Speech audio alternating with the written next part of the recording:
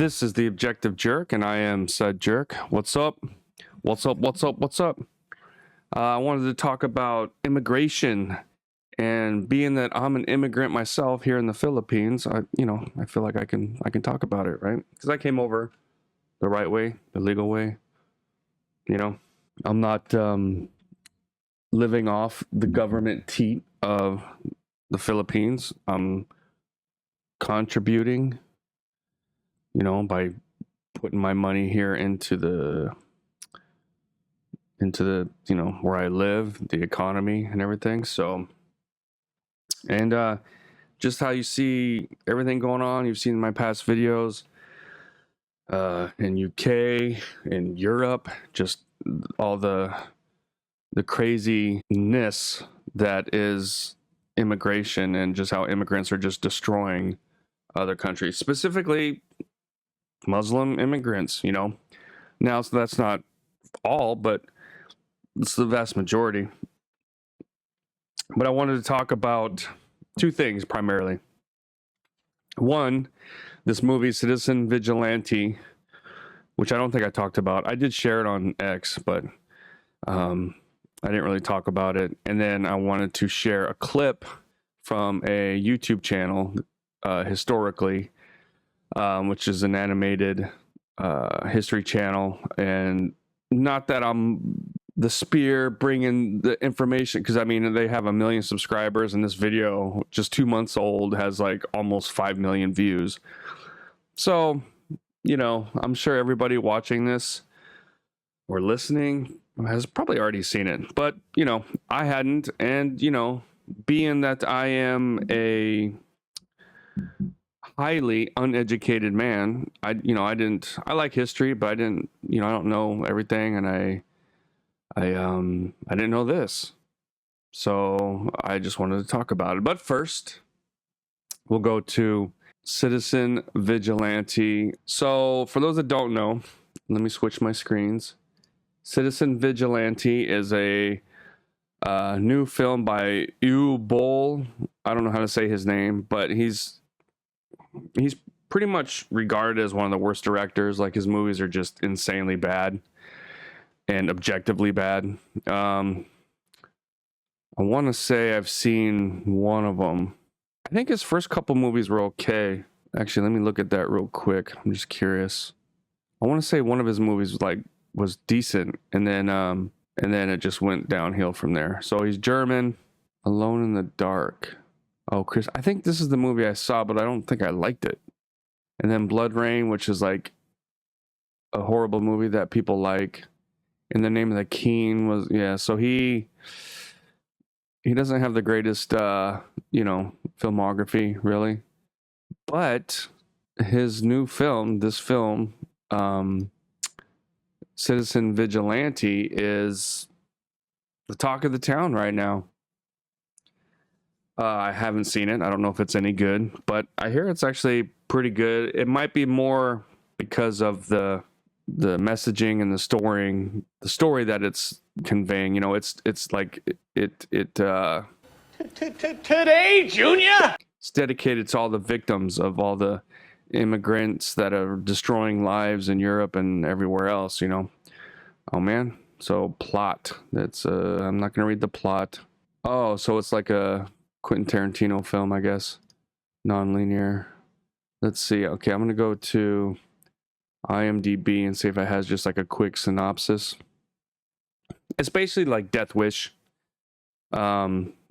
which has been, man takes justice into his own hands, hunting down criminals. His vigilante crusade makes him a social media star, but puts him at odds with the local police chief. So he loses people to immigrants, violent immigrants that should not have been there in the first place, and a system that seems to care more about immigrants than its own citizens of the countries. I talked about this in a previous podcast, and it's happening.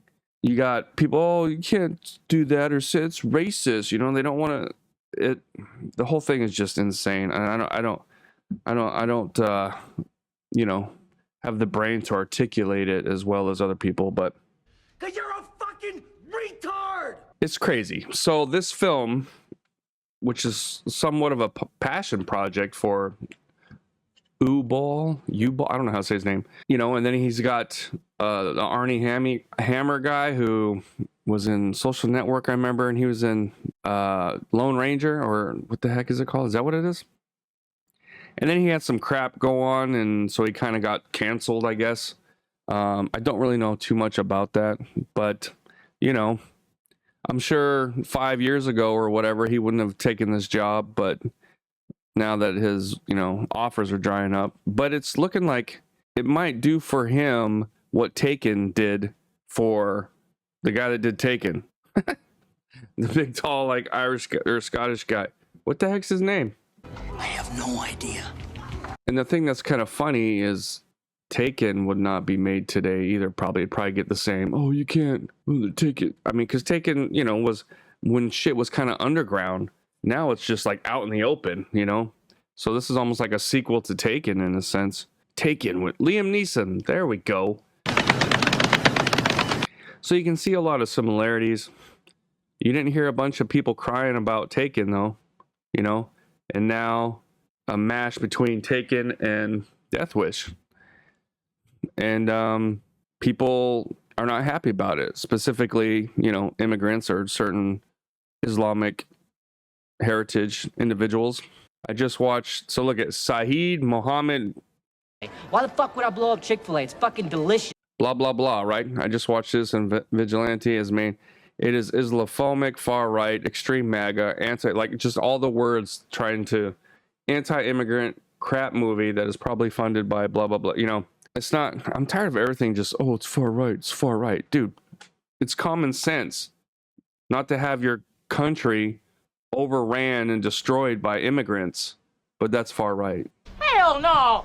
And then people who have seen it, go get the door. They say it's pretty good. This supposedly, but the film was banned in Uwe Boll's native Germany. I'm not saying being a vigilante and all that kind of stuff is great, but that's what's going to end up happening when the justice system continually. What are you talking about? Continuously fails the rightful people of the country. It's retarded. Now here's Rotten Tomatoes, which, you know, it's Rotten Tomatoes, but here's the movie. Look at this. 94% on the popcorn meter. So the people who watched it, and then there's 2 reviews from. So no critics who are all liberal basically are going to review it. Just take your balls out of your wife's purse. Make a stand for one time in your life. Well, look at 100+ reviews, which isn't a whole lot. While the film is clearly a B movie with some subpar editing and a less than perfectly fluid plot, what makes this film phenomenal, considerably more so than other films that are definitely superior to in terms of cinematography, is that it's the only film released in this decade that isn't afraid to portray reality realistically without race swapping criminals and victims or being afraid to perceive as racist or Islamophobic. Whatever. I can never say that word. It's a truly sad thing that this movie is inspired in a real criminal case. Also, I didn't even know that. But I mean, it's just, you could see the crap going on. And then, yeah, Germany bans it because they don't want people to. Now, could people watch this and it'll inspire people? Somebody who has no skin in the game, it's not going to make them just go out and start, you know, murdering immigrants. Now, it might inspire somebody who had their family member murdered by somebody who shouldn't have been there, and the courts didn't do nothing about it. Slap on the wrist is still, you know. So you got all this kind of going on, right? I will watch the movie. I'm assuming that it's not the greatest movie. Just like what he said, some of the inconsistencies and everything. The Uwe Boll guy is not that great, but given its subject matter, I think I think it's actually on. I think you can stream it now, if I'm not mistaken. I can't remember, but it was a movie that was like the left just hated, and then of course it was pretty popular and it had some legs because of its subject matter, you know, because everybody gets kind of tired of the watered down race swapping, sex swapping BS that is Hollywood, you know. You know, Quentin Tarantino often talks about how the 60s, I think, no, not the 60s, the 50s, and then the 80s, I think. The 50s and the 80s were like these times where film was just like, it had no nuts, it had no nothing. Huh? The 70s, which kind of brought out different directors and different style films. Yeah, a lot of it was kind of more violent and whatever. And then the 90s did the same thing after the 80s. And I think we're about to have the same thing happen because for the last like 10 years, movies have just sucked. Hollywood's dying, you know? I totally agree with you. A renaissance is coming. Maybe this is the beginning of it right here, right? But so to emphasize the problem with immigrants, I'm going to watch this little video, which I watched this and I was just like, wow, I had no idea. Again, you know, I'm well-regarded, uneducated person. So I don't know. I do enjoy history, but I'm not like a fanatic with Rome like a lot of people are. But anyway, enough said. Let's just check this out. If you're watching this video with your political uncle who has no filter, you might want to click off now, because he is most likely going to quote what happens now each Thanksgiving dinner till there is no tomorrow. You ready? The blow that ended the Roman Empire once and for all was uncontrolled immigration. Oops. Introducing the last villains for today, the Huns. They exploded out of the Eurasian steppe in the late 4th century, and they were so dangerous that they single-handedly caused mass migrations towards Europe. When the It wasn't just one thing that destroyed Rome, just kind of like what's going on with many of the, you know, countries now. It's not just one thing, but, you know, there's division between people and all kinds of other crap and economy and different socialist individuals trying to implement what they think is a better tomorrow, but they're actually destroying countries. And then this is the final thing, probably because, you know, they're better at history than I am, and they saw how Rome was defeated. That's how we're going to do it. And that's exactly what's going on. But here, I digress. mass migrations towards Europe. When the Huns smash into the Goths north of the Danube, the Goths very intellectually decide to not stand still and die, so they run. And where do they run? Across the Roman border. Tens of thousands of Goths show up at the Danube asking for asylum. Rome lets them in. On paper, this is manageable, but in reality, corrupt Roman officials starve and exploit them so badly that the Goths revolt. As a direct result, 2 years later, a Roman army is destroyed and the emperor is killed on the battlefield by the hands of them. That moment is important because after the events of Adrianople, everyone learned something Rome never wanted to teach. If you bring a whole nation into your borders and you can't control them, you are not integrating them, you are just importing your future civil war. So the Western Roman Empire starts doing what it will keep doing until it dies. Making deals with armed groups it can't defeat. Here's some land, please just stop burning us. It calms them for a bit, but greed can never be satisfied. And no, it doesn't stop with the Goths. Once the border breaks psychologically, the chain reaction begins. More groups move. Some are fleeing the Huns, some are just following opportunity. The Vandals go on a rampage across the west and eventually take North Africa, which is catastrophic, because North Africa is where the West gets grain and money. Lose Africa, lose taxes. Lose taxes, lose soldiers. Lose soldiers, yeah, good luck. Yeah, so the immigration, I mean, obviously it's playing out a little different, but have immigrants that come in and are given credit cards and housing and all this stuff. See, it's almost like a plan from like the left to get them in, and here they make it all nice, and then because they know eventually maybe we will start to stop all the little freebies that we're getting, and we're fighting back against it, kind of like how ICE and everything, and then maybe they'll start fighting back. But it kind of seems more, it's playing out a little different though. You just have the retarded liberals that are all upset about ICE and retarded mayors that don't want cameras to be used to hunt ICE, or it blows my mind. Like, how is it, like, I can understand a little compassion. Speaking of which, there was like a John C. Riley. Hey, I remembered his name. Made some stupid comments. It was on X. You can't, it's good to have compassion, but you have to regulate it, man. You can't just, you get taken advantage of, you know? And that's exactly what happens to many liberals. Like, how How many liberals who were all like, oh, BLM, turn around and they get murdered by black people walking down the street? Oh, it's too bad. The irony, you know, it's insane. I'll never understand it. And see, that's kind of that's where we're at, you know? When you kind of see the BS and you don't agree with it, you're labeled far right, you know? And it's just like, shut the fuck up. No, it's common sense, you know? And like, nobody says, oh, we should not let immigrants enter the country.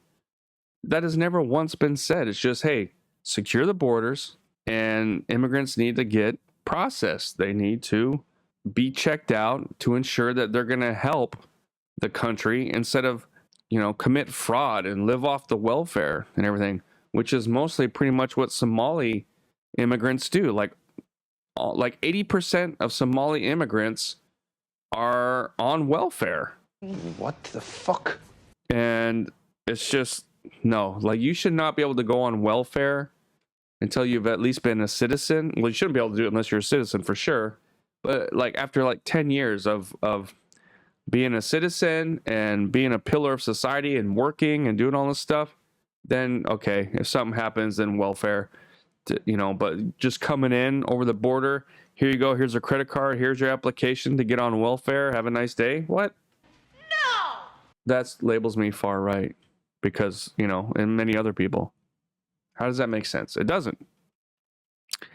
It's because, like I've said it before, liberals, they can't think. They don't think for themselves. All they do is think with their feelings. They just have no critical thinking, and they're just stupid. Not Democrats, but liberals. It's just, I don't get it. And many people don't get it. Luckily, things are looking to kind of turn around, but you just don't know. And again, I've said it before, you know, we're at this certain point and I think things are turning around, but we're not going to go back. We're not going to fix anything. We're just going to stop the leak, but they don't really fix anything. And then 10, 20 years are going to go by and the same shit's going to happen.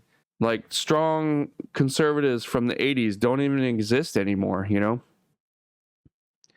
And Democrats and the conservatives are now where the Democrats were 20 years ago. And the Democrats are now like crazy left-wing liberals. It's always going, we're going to get to a point where it's going to be chaos. It's not going to end. It's not going to end until they got to get rid of church and state. They got to bring the church back. They got to bring in the Pledge of Allegiance to the classes. They need to go back to the way things were. They just stop the bleeding. They don't suture the wound. But anyway, that's it. That's all I wanted to talk about. Thanks for hanging out. Appreciate your time, and I'll see you next time. God bless. Bye. Until rain, through the dust and setting sun, there were many brave souls on that lonely fob, but none fought like the white